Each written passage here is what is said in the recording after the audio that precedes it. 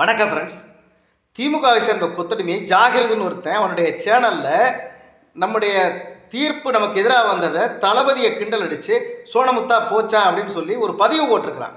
அவன் சொல்கிறான், அரசியலே தெரியாதவங்களை கூட்டிகிட்டு வந்து ஆட்சி அதிகாரத்தில் உட்கார வச்சிட்டோம். ஓ ஐயா, பொலிட்டிக்கல் சயின்ஸில் லண்டனில் போய் பட்டம் ஆகிட்டு வந்தவரா யாரா நீங்களா?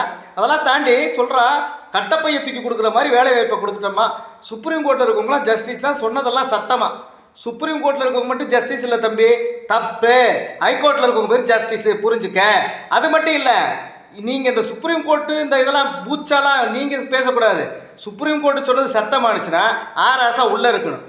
1000 அப்பீல் போட்டு அதை போட்டு இதை போட்டு நீங்கள்லாம் வெளியே வந்தால் சுப்ரீம் கோர்ட்டு சட்டம்னு சொன்னால் உங்கள் மந்திரி பாதி பேர் ஊழலில் உள்ளே இருக்கணும், உங்கள் அமைச்சரவே உள்ளே இருக்குண்டா.